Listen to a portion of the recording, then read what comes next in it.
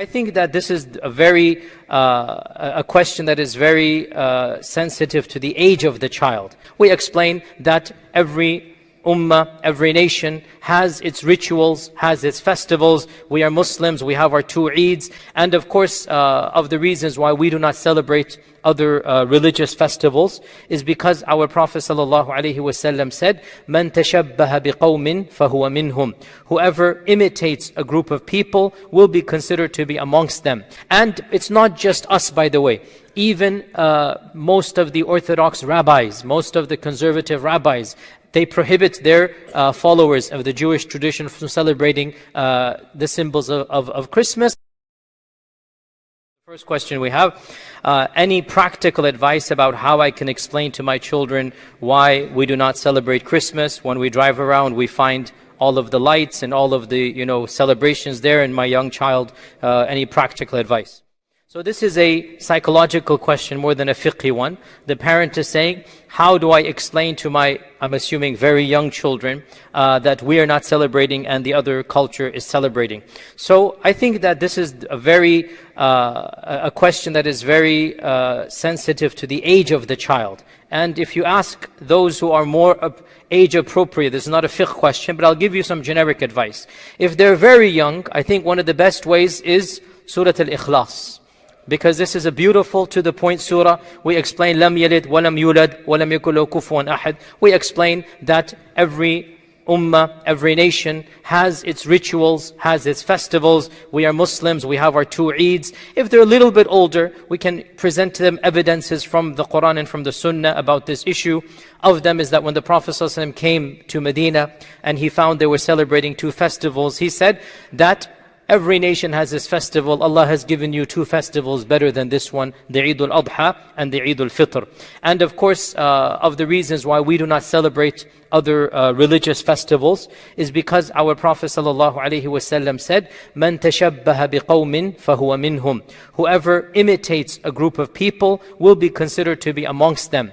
And imitation that is forbidden, as I have mentioned before, and I will mention it in the future as well in a detailed lecture, the forbidden imitation is to imitate the rituals of another civilization and society. This is what is forbidden to do. Something that is unique to Buddhism, to Hinduism, to Christianity, to Judaism, something that is a sign of Buddhism, Christianity, Judaism, Hinduism, we cannot take that and then make it our sign, because that is unique to that faith tradition. So Christmas is clearly something that is a fundamental ritual and a fundamental festival that is associated with a faith tradition. It is not our faith tradition. And of course, by the way, we can even tell our teenagers a little bit more than this. We can tell them that even early Christians did not celebrate this holiday. In fact, this holiday was invented in the year 320 or so CE, or 350 CE. It was first introduced by Pope Julius I. Not even something the disciples did. In fact, many Christian researchers believe that Jesus was born in the spring season, not even in the winter season anyway. So this whole, even if he was born in the winter, doesn't mean. But the point is, this festival of December 25th, in fact, this festival does not originate in Christianity. This festival is pre-Christian, and it goes back to a holiday that was found in pagan Rome that is called Saturnalia. And this holiday was to mark the winter solstice, which is basically this season right now. And this season, of course, this is when the time changes. As you know, this is when the short days become the shortest, and then they start becoming more and more. And because of this, civilizations across the globe welcome that this is now essentially the beginning of the new season coming in. So we have the Celts, we have the ancient Nordics, we have and the ancient pagans of Rome. Multiple civilizations celebrated December 25th. Not early Christians, they didn't do this.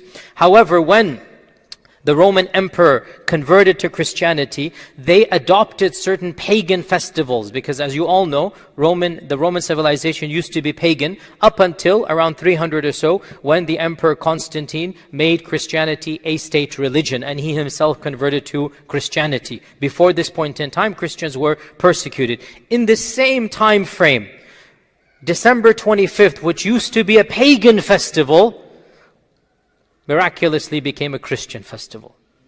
It was simply adopted. and it was then made into a Christian festival.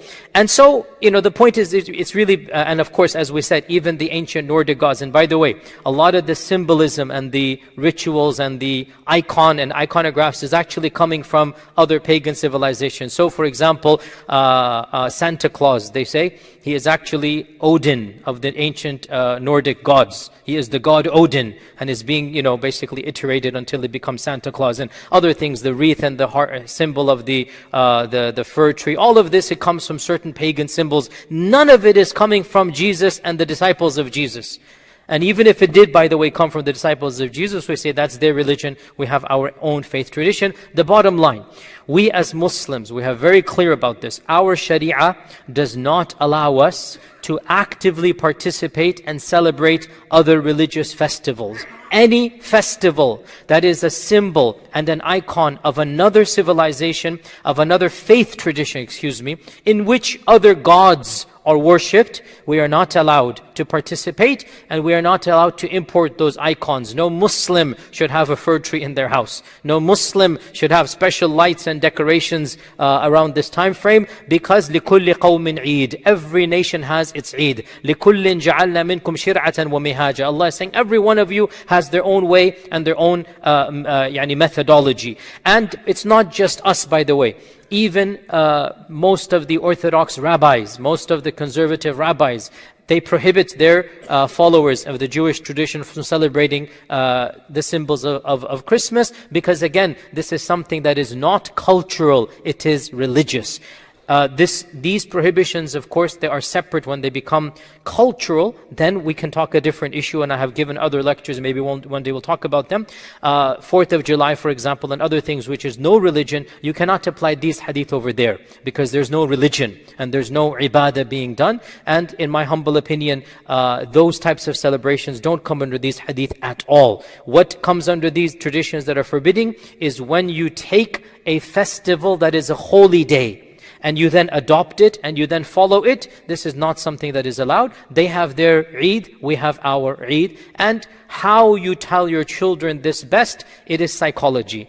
I can give you generic advice. I also have 4 children, and they're at all age levels. I've tried my best. But in the end of the day, how you teach to a child is more psychological related than fiqh. I can give you generic advice, but we cannot adopt these festivals as our own.